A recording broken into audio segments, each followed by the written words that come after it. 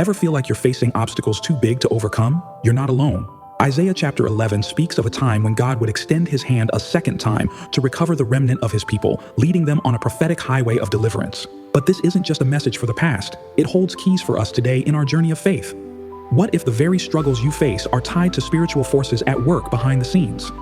Today, we're diving deep into how spiritual altars shape your life and what it takes to establish God's authority over the forces that seek to hold you back. In the book of Isaiah chapter 11, we are presented with an incredible vision: God's promise to recover the remnant of his people from every corner of the earth. This recovery isn't just about bringing people back physically, but a spiritual realignment that holds prophetic significance for our lives today. The prophecy speaks to how God intervenes in the struggles of his people, breaking down spiritual barriers. More importantly, this passage opens our eyes to the unseen spiritual warfare that often shapes our experiences. Spiritual altars, both righteous and unrighteous, speak over lives, territories, and even families.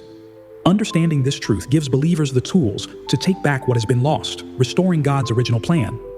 Isaiah 11:11-12 describes a day when the Lord will extend his hand again to recover his people.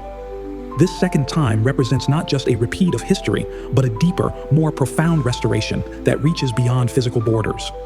God promises to gather the dispersed from every corner of the earth, signifying his relentless pursuit to bring his people into alignment with his will. This recovery speaks to our own journeys of restoration, whether it's in our personal lives, our faith, or areas where we feel spiritually disconnected. Just like Israel was scattered, sometimes life scatters us, our hopes, our dreams, our faith. But God's hand is never too short to reach us, no matter where we are. The idea of being recovered also suggests that something precious was lost. Restoration doesn't just happen, it's fought for. There's a battle in the spiritual realm for your restoration, and Isaiah shows us that God is actively engaged in bringing his people back from exile. As we delve deeper into this prophetic message, we find that spiritual altars play a significant role in both the problems we face and the victories we experience. Altars are places where covenants are made, and these covenants can shape the destiny of individuals, families, and even nations. What many don't realize is that just as there are righteous altars that call down God's blessings, there are also altars set up to oppose God's plans, hindering progress and causing confusion. When Isaiah talks about God gathering his people and destroying the tongue of the Egyptian sea in verse 15, this isn't just a physical event, it's deeply spiritual. The tongue represents something more than just land. In spiritual terms, it can symbolize the voice or influence of certain altars that speak against the destiny of God's people. Just as altars of light can bring blessings, altars of darkness can bring stagnation, resistance, and confusion. Have you ever felt like no matter how much effort you put into something, you face constant obstacles or setbacks? This could be the result of spiritual altars that are speaking against your progress. Altars have a voice. Once a sacrifice is placed upon them, they begin to speak in the spiritual realm, affecting outcomes in the physical world. Whether it's through relationships, opportunities, or circumstances, these forces can manipulate situations to work against you. The good news? God has equipped believers with the authority to dismantle these altars and establish new ones that align with his will. Just as he promises to break the power of the Egyptian sea, so too can the voice of any altar be silenced when we step into our spiritual authority. This battle, however, requires devotion and dedication. It's not enough to just pray occasionally. True spiritual warfare requires a lifestyle of commitment, much like the devotion of those who set up altars in opposition. To understand how to take back ground in the spiritual realm, we must first grasp the concept of altars as a place of spiritual exchange. In ancient times, altars were central to worship, whether to the true God or false deities. Altars still operate today in both realms, darkness and light. When spiritual altars are erected in opposition, they can invoke forces that influence everything from weather patterns to relationships. For example, altars set up in families long ago may still speak today, influencing generations. These altars need to be dethroned and replaced by new altars that invite God's presence and power. The power to raise a righteous altar lies in your hands. Just as those in ancient times built physical altars, today we raise spiritual altars through our sacrifices of prayer, fasting, and holy living. When you consistently devote time to God and lay your sacrifices on the altar, you're inviting his presence into your situation. A righteous altar invites blessings, clarity, and divine intervention, countering the influence of any altar that speaks destruction. But here's the key. No two altars can coexist in the same space. When you establish a righteous altar in your life, it confronts and dismantles any opposing altars. This is where spiritual warfare comes into play. Once you've raised your altar, expect a spiritual confrontation.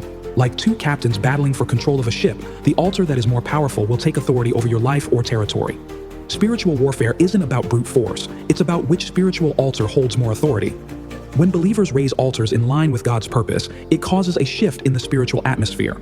The peace and prosperity that eluded you begin to flow naturally because the voice of the opposing altar has been silenced. It's as if a spiritual blockage has been removed, and now there's a clear pathway for God's blessings to reach you. This is the highway that Isaiah speaks of, a divine pathway that leads to restoration and purpose. Now that we've explored how spiritual altars influence our lives, let's talk about what happens if you feel stuck, like the promises of God aren't manifesting as they should. This is where many people start to lose hope, thinking that perhaps they're forgotten. But this is where Isaiah's message becomes crucial. God never leaves his people in spiritual exile. There is always a highway, a divine path that God creates for deliverance. The moment you begin to raise a righteous altar, you may face resistance, but don't be discouraged. This is actually a sign that things are shifting. Just like in the natural, when old structures are torn down, there's a period of chaos before the new can emerge. In this case, the chaos is the spiritual resistance from the old altar that refuses to let go. But take heart, this battle was already won by God. As you stay devoted in prayer, fasting, and holy living, your new altar will gain dominance, and the opposing forces will have no choice but to retreat. Isaiah 11:16 speaks of a highway for the remnant, a pathway where the redeemed of the Lord can walk in freedom. What does this highway represent for us today? It's more than just physical deliverance. It represents a clear path for the blessings, favor, and purposes of God to flow into your life. But this highway isn't created without a fight. In the spiritual realm, altars that have been set up for generations can block the flow of blessings. These altars may have been established through previous generations, through ungodly covenants, or even by spiritual forces that want to hinder your progress. However, when a righteous altar is raised and maintained, the spiritual roadblocks begin to crumble. The tongue of the Egyptian sea mentioned in Isaiah is a symbol of these spiritual barriers, obstacles that keep you from walking freely in the destiny God has for you. The moment God destroys these spiritual tongues, a divine pathway emerges. This is your highway. Once the spiritual battles have been won, everything begins to fall into place. Relationships are restored, opportunities open up, and the favor that seems so elusive starts to flow naturally into your life. This is what it means to walk on dry ground, as Israel did when they crossed the Red Sea. It's a picture of walking in complete freedom, unhindered by the forces that once held you captive. As we bring everything together, remember that God's promise in Isaiah 11 is not just about a historical event.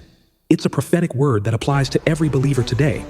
Just as God provided a highway for Israel's restoration, He's providing a spiritual pathway for you. But to access it, you must confront and dismantle the spiritual altars that oppose you. Whether these altars were built in your family, your community, or even through personal choices, they can be overthrown through the power of a righteous altar. Now, the key to victory is persistence. It's not a one-time battle. Just like David didn't defeat Goliath by mere strength, but by coming in the name of the Lord, your victory will come when you stand firm in God's authority. The forces opposing you may seem overwhelming at first, but know this: no altar of darkness can withstand the authority of a righteous altar built in the name of Jesus.